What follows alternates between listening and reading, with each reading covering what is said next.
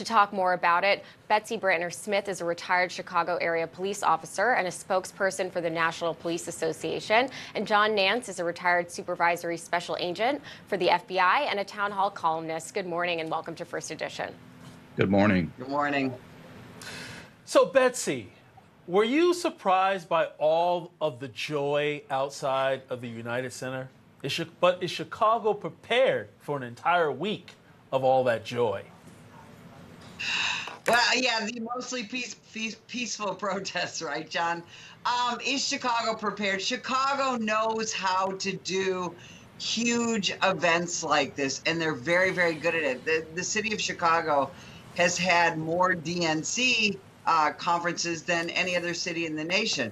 Now, having said that, the issues that we have in Chicago are leadership. You've got Mayor Brandon Johnson, who, he says we were born ready for this, but the problem with law enforcement there for them is that they don't really know that leadership is going to have their backs in dealing with these protests. We saw yesterday the protesters break through some of the fencing near the United Center, and the cops are already getting hit with water bottles and pieces of wood. There was a few arrests made. But, you know, while you're going to probably hear a lot of anti-police rhetoric inside the United Center at some of the speeches, the police are the ones keeping all those politicians safe.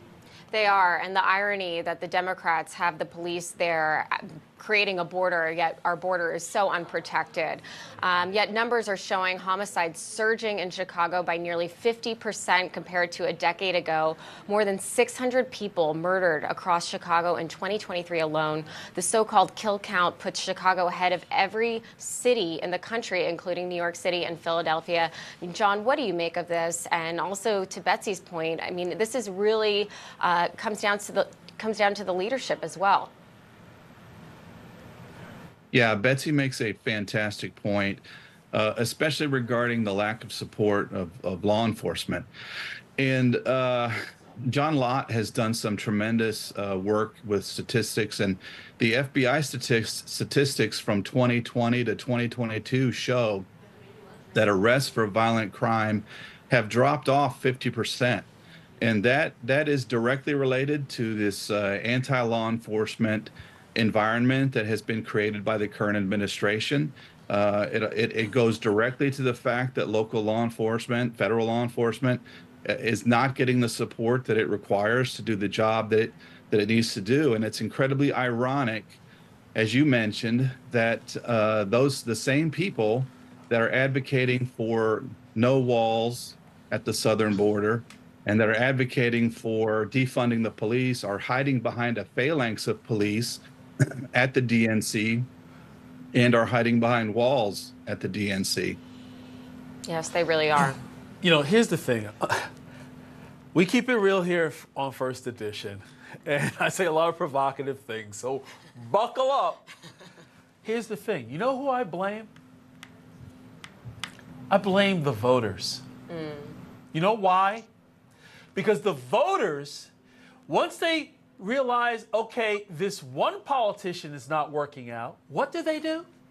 They vote for the same person. Not that same individual, but the same person a different individual, which is really the same. Why? Because that individual, even though it's a fresh face, they're actually supporting the same policies and nothing changes. Isn't that right, Betsy? Or do I have it all wrong? You and I have talked about this before. You know, we get so eaten up with who's going to be president and all of that. We ask people to pay attention to your local elections. Who's on your city council? Who's on your county board?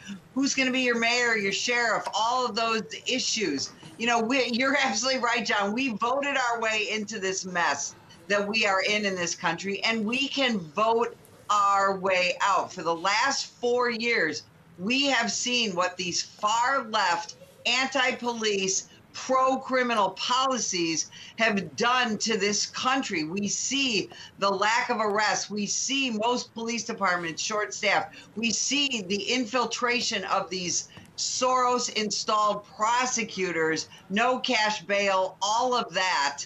and yet we keep voting the same people into our local offices. If you want to support law enforcement, if you want a safer community, if you want accurate crime stats, you want your Second Amendment rights intact, then pay attention to who you're voting for. That's for sure. And even Joe Biden last night, he said, oh, no, the protesters, I believe he actually went off script during this. The protesters have a point. So it's also the general election, John, that we have to pay attention to, because they're under Harris-Biden, or Biden-Harris.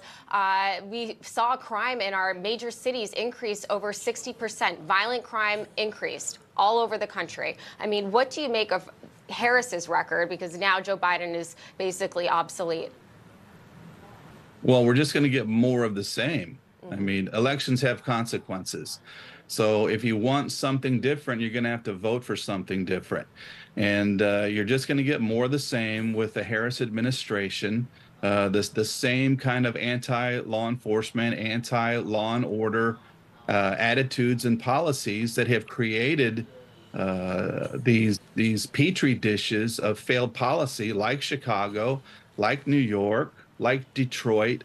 These are all major urban centers that have been under Democrat control for generations. So people can't expect different results if they continue to vote for the same types of people, or for the same party, for that matter. Right, or the same person, as in Governor Walz, who let his city, one of his cities, burn down to the ground, and now he's the VP pick coming to a city near you, America. What say you, Betsy? Well, of course. You know, remember, Tim Walz's wife famously said she left her windows open because she loved the smell of burning tires. Look at the city of Minneapolis now. Their police department is still at least 40% shorthanded. Crime continues to rise. The lives of the people in Minneapolis, and I have been there several times since 2020, the lives are no better. Crime is no better. And yet they keep trying to usher in these progressive anti-cop policies. People have got to stop voting on emotion, and they have got to start looking at things logically and advocate for their law enforcement. Again, I want everybody to watch the DNC and look at those thousands of police officers out there that are trying to keep the people who hate them, including the politicians and the protesters, safe. I want you to think about them. Right. And as we are approaching the back to school season, John, I mean, do you expect what we're seeing at the DNC to spread throughout our country? I mean, it's hard to think that this has, over the summer, people haven't just forgotten about the protests, and that people are actually, as John said yesterday, festering and wanting to come back out and spread their hate on college campuses. Yeah, absolutely. I think we're going to see, much more of this, because especially if we're looking at a Harris administration, the Harris and AOC, the squad, all the folks of that ilk in Congress support this kind of thing, support these, frankly, these terrorist organizations that are fomenting unrest in our cities. They support all of this stuff. They're very open about it. So we're going to see more of this. We're going to see it on steroids, frankly. A Trump administration will put an end to much of this. Trump is responsible for the Abraham Accords, responsible for peace in the Middle East, an absolutely historical thing that occurred under his administration. So, like we're talking about, elections have consequences.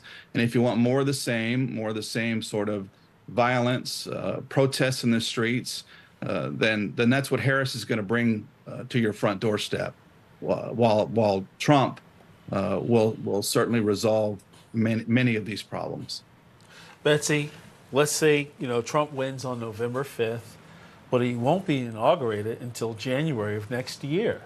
So what do people do in the meantime? And to the B side of that, how can they support their local precinct? Well, of course, we all know that the president won't be installed until next year, whoever it is. But we have got to continue to get involved locally. You know, people have a say in what happens in their local community. And that's why the National Police Association, we ask you to go to our website, nationalpolice.org, and see all the things that we do to support law enforcement. We also ask people to make sure that you understand who supports law enforcement in your local elections. We have a lot of local elections coming up in the fall. Again, pay attention to that county board, that city council, all that. And lastly, just when you see a cop on the street or on the roadway, wave at them, shake their hand if you're in a coffee shop, tell them thank you for what we do. It continues to be a really tough time to be a law enforcement officer. And there's a lot of young people that are thinking about coming to the profession. If you have a young person in your life, encourage them to become a police officer. Definitely. John, in the last few minutes we have left, I know we haven't spoken about it in a long time, but Donald Trump was, assassination attempt occurred, and you were a former supervisory special agent for the FBI. I mean, in terms of the developments in the recent days, I mean, what do you think needs to be done at the FBI to make Trump's campaign stay safe? I mean, Iran is now behind the latest Trump campaign hack. I mean, what should the campaign be doing? Well, that's a loaded question. I know. Yeah, I mean, the Bureau obviously needs new leadership. You know, we need a new director, and the head of the snake really is the Attorney General. So we need a new Attorney General. The investigation, I know it's not proceeding quite as quickly as people would like. Some of that is probably due to the fact that foreign partners are involved in some of this investigation. So that's going to take time. The Bureau doesn't have direct control over that. But the FBI needs to be investigating this aggressively.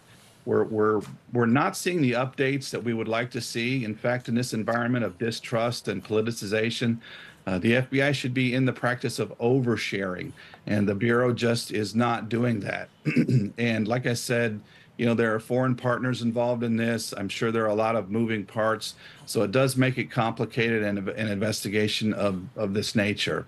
Right. But really, the ultimate solution to many of these problems is a new leadership at the White House. I'm hoping for a Trump presidency and a new attorney general, a new director, both of which should have mandates to do sweeping reforms at DOJ and the FBI. Well, Betsy Brantner Smith, John Nance, thank you both for joining us this morning. Thank you. Thanks for having me.